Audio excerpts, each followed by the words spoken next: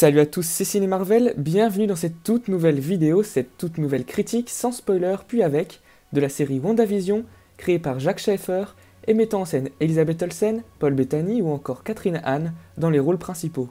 Pour ceux qui ne le savent pas encore, WandaVision est une mini-série de 9 épisodes diffusée depuis le 15 janvier 2021 sur la plateforme de streaming Disney+. Première série de l'univers cinématographique Marvel, il s'agit également de la première production télévisée de Marvel Studios, suite à la fermeture de Marvel Television. Enfin, elle lance officiellement la phase 4 du MCU.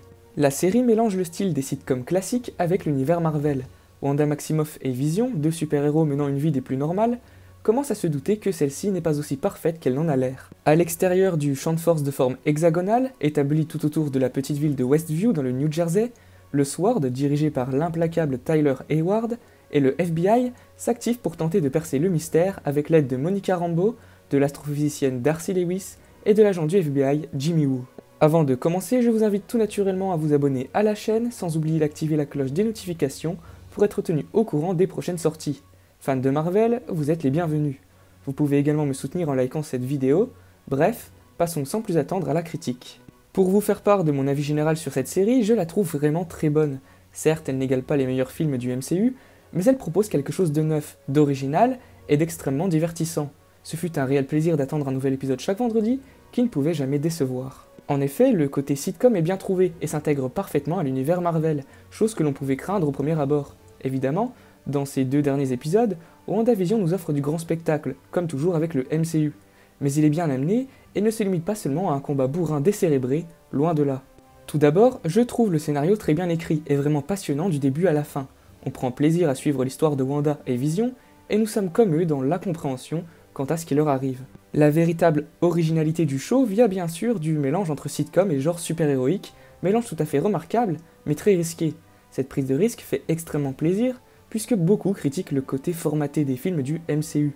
Le format de la série pousse les studios Marvel à tenter des choses neuves qui sortent de leurs habitudes, et on espère que cela continuera à l'avenir. Cette partie de la série s'inspire de nombreux sitcoms connus comme Ma sorcière bien-aimée, Malcolm ou encore Modern Family. Les multiples références glissées à celle-ci, dans la majorité bien amenée, feront plaisir à bon nombre de personnes, notamment les génériques qui sont tous géniaux selon moi. Pour rappel, WandaVision devait servir de préquel à Doctor Strange 2, on pouvait donc légitimement craindre que cette série ne raconte pas grand-chose, n'existant que pour préparer au deuxième long métrage centré sur le sorcier suprême. Heureusement, il n'en est rien, puisque l'histoire racontée est une histoire qui possède de grands enjeux, ses propres enjeux, mais aussi son début et sa fin.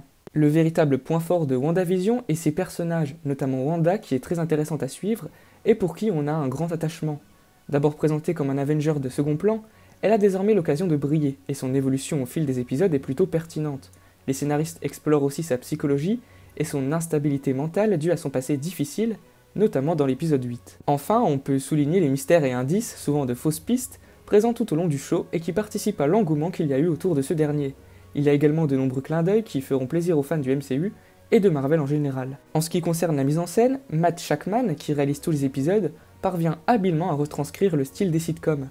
Ainsi, les années 50, 60, 70, 80, 90 et 2000 explorées par la série sont fidèlement dépeintes à l'écran, tout particulièrement grâce aux effets sonores, au décor et au brisage du quatrième mur qui surviennent quelquefois.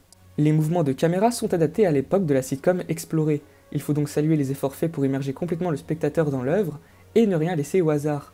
Même s'ils ne sont pas nombreux, il y a quelques mouvements de caméra recherchés et impressionnants, notamment dans le dernier épisode.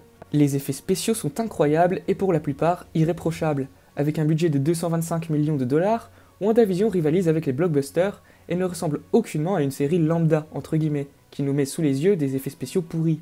Les séries du Arrowverse en sont sûrement le meilleur exemple, étant elles aussi des shows de super-héros. Enfin, petit bémol sur la bande originale qui n'est pas du tout mémorable. Étant un grand fan des BO de films, je trouve cela assez frustrant, bien que cela ne constitue pas une importance capitale. Vous l'aurez compris, la mise en scène de la série est selon moi globalement réussie. Au niveau du casting, je trouve celui-ci vraiment bon, en particulier Elizabeth Olsen qui livre une excellente prestation. Le jeu d'acteur de Paul Bettany est très bon également, tout comme celui de Teyonah Parris. Quant à Catherine Hahn, elle est selon moi en surjeu et est trop dans l'exagération.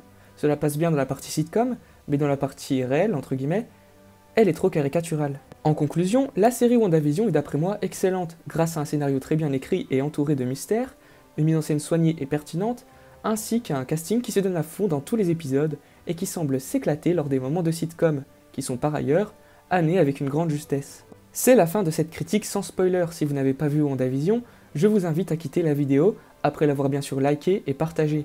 Pour ceux qui sont restés, la partie spoiler commence maintenant. Revenons sur la série épisode par épisode.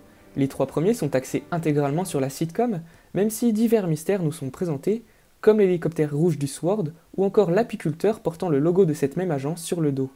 Le show prend un véritable tournant dans le 4e épisode, dans lequel nous apprenons que Wanda a créé un hexagone autour de la ville de Westview, modifiant ainsi la réalité et y emprisonnant de nombreuses personnes. J'ai adoré le début de ce même épisode qui voit Monica Rambeau revenir à la vie après le snap de Thanos, mais qui découvre malheureusement que sa mère, aperçue dans le film Captain Marvel, est morte pendant ses 5 ans d'effacement. Elle va aussi commencer à développer des super pouvoirs un peu plus tard. J'ai aussi apprécié le retour de Jimmy Woo et de Darcy Lewis, aperçus respectivement dans Ant-Man et la Guêpe et dans les 2 films Thor.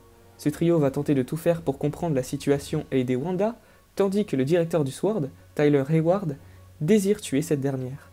Tyler Hayward n'est pas un méchant très mémorable, mais il faut avouer qu'il joue parfaitement le rôle de celui que l'on aime détester. C'est un manipulateur et un menteur, surtout lorsqu'il dit ne plus posséder le corps de Vision, apparemment volé par Wanda. J'ai beaucoup aimé les 2 épisodes suivants, qui voient notamment le retour de Evan Peters dans le rôle de Pietro Maximoff, de son vrai nom Ralph Bonner, lui qui avait déjà interprété Quicksilver dans la saga X-Men. De son côté, Vision mène sa propre enquête et finira par comprendre qu'il est enfermé dans un hexagone, loin de la réalité. La scène où il essaie de s'en extirper, provoquant sa décomposition, est d'ailleurs très réussie selon moi.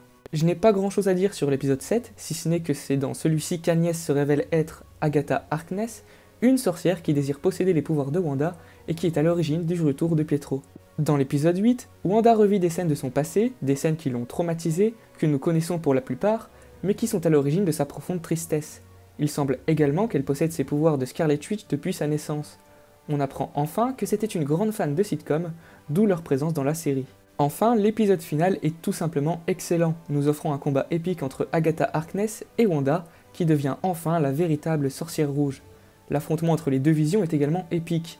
Pour finir, la mort, entre guillemets, du Vision créé par Wanda et de leurs enfants est touchante et finit parfaitement la série. C'est la fin de cette vidéo, j'espère qu'elle vous aura plu. Si c'est le cas, n'hésitez pas à la liker et à la partager, ça serait un immense soutien. En tout cas, je vous en remercie d'avance.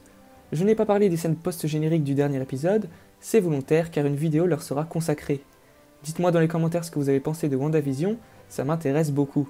Si ce n'est pas encore fait, je vous invite tout naturellement à vous abonner à la chaîne, sans oublier d'activer la cloche des notifications, pour être tenu au courant des prochaines sorties. Bref, c'est tout pour moi, je vous dis à la prochaine, salut!